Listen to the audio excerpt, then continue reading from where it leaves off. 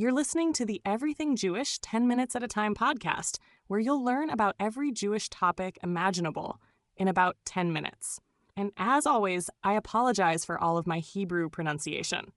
I know I'm going to pronounce Hebrew words wrong, so instead of getting annoyed, I give you permission to laugh at how I say things. Today's topic is Moses. Yes, the big one. The Charlton Heston part the sea guy, the Prince of Egypt guy, the Ten Commandments tablet dropper. Moses is the central character in Judaism's origin story, and honestly, one of the most recognizable figures in all of world religion. He's basically the spiritual equivalent of a Marvel superhero, but instead of a cape, he's got a staff. Instead of a secret lair, he's got Mount Sinai. This is the guy who talks to God face to face, leads an entire nation out of slavery, and then spends decades trying to get them to stop whining in the desert. Let's dive into the life of Moses, who somehow managed to be leader, prophet, lawgiver, and miracle worker, all rolled into one. Moses' story starts dramatically. Pharaoh has ordered all Hebrew baby boys killed because he's paranoid about them growing too numerous. Enter baby Moses, placed in a basket on the Nile by his desperate mother, where he floats like a tiny waterproofed Amazon package until Pharaoh's daughter finds him. She adopts him, raising him in the palace with all the luxuries of Egyptian royalty. Imagine growing up with Netflix, iPhones, Teslas, and then suddenly realizing you're actually part of a different, oppressed people. That's Moses' origin twist. Eventually, Moses sees an Egyptian beating a Hebrew slave, loses it, and kills the Egyptian. Not exactly the best way to launch a leadership career, so he flees to Midian, marries Zipporah, and becomes a shepherd. It looks like he's retired from the revolution business until he stumbles on a very unusual bush. It's on fire, but not burning up. Cue the divine ringtone, God calling with a mission.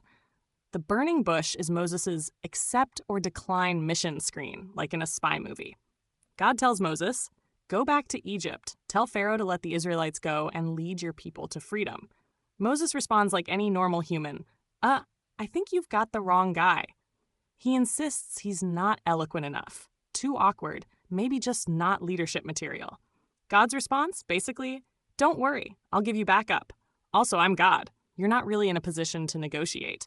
He gives Moses miraculous signs and even brings in his brother Aaron as a spokesperson. With some divine arm twisting, Moses reluctantly accepts. What follows is one of the most famous standoffs in history. Moses versus Pharaoh. Think of it as the original political showdown, except instead of campaign ads and debates, you get frogs, hail, darkness, and rivers of blood. The plagues are like nature's way of saying, hey, Pharaoh, maybe just let them go? Eventually, after the ultimate plague, the death of the Egyptian firstborns, Pharaoh relents, and the Israelites march out. But Pharaoh, being Pharaoh, changes his mind and sends his army after them. This sets up the big cinematic moment, the splitting of the Red Sea. Moses raises his staff, the waters part, and the Israelites cross safely. When Pharaoh's army tries to follow, the waters crash back. Hollywood couldn't write it better. The Exodus is the defining liberation story, celebrated every year at Passover. But here's the kicker. Getting out of Egypt was the easy part. Leading a massive group of ex-slaves through a barren desert for 40 years? That's the ultimate nightmare road trip. Imagine trying to organize a family vacation with thousands of cranky relatives who all want different snacks and directions, but stretched out for decades. Moses suddenly has to play leader, judge, therapist, and mediator between a frustrated people and a demanding God. The highlight of Moses' leadership is Mount Sinai. This is where things get next-level epic.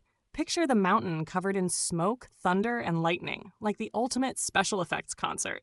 Moses climbs up and boom, he receives the 10 Commandments. These are the moral and spiritual Wi-Fi signals of Judaism, downloaded straight from heaven. Don't murder, don't steal, honor your parents, don't get jealous of your neighbor's stuff. Basic rules for keeping society from turning into chaos. Moses comes down with the stone tablets only to find the Israelites partying around a golden calf. It's like leaving your kids alone for one night and coming back to find they've burned down the house. Furious, Moses smashes the tablets, maybe history's first mic drop. Later, he gets a replacement set, but the damage is done. The people struggle constantly with faith, loyalty, and impatience, while Moses tries to keep them on track. Moses' career isn't just about miracles and commandments, it's also about dealing with constant complaints. The Israelites complain about food, so God sends manna, a mysterious flaky bread. They complain about water, so Moses strikes a rock and water gushes out. They complain about leadership and rebellions break out. If Moses had Yelp reviews, they'd probably say, 1 star, desert trip too long, food repetitive, leader cranky. Yet through it all, Moses sticks with the job, even when it clearly wears him down. He also has some deeply human flaws. At one point, instead of speaking to a rock as God instructed, he angrily strikes it to bring forth water. That small act of disobedience costs him dearly. God decrees Moses will not enter the Promised Land. It's like leading your team through a brutal marathon only to get disqualified at the finish line. Tragic, but it shows Moses' humanity. Despite not entering the land, Moses remains Judaism's ultimate prophet. The Torah itself says there never arose another prophet like him, who spoke to God face to face.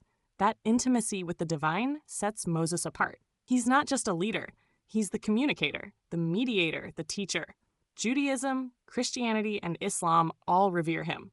In Judaism, he's Moshe Rabbeinu, Moses our teacher. He doesn't just free the Israelites, he transforms them into a people bound by a covenant and a law. He's the one who delivers the Torah, shaping Jewish identity for millennia. Even though his story ends with him standing on Mount Nebo, gazing at the promised land he'll never enter, it's one of the most powerful endings in all Scripture. His life embodies both triumph and tragedy, showing that even the greatest leader is still human, with limits and flaws. Moses' legacy lives far beyond the Torah. Throughout history, he's been a symbol of liberation and justice.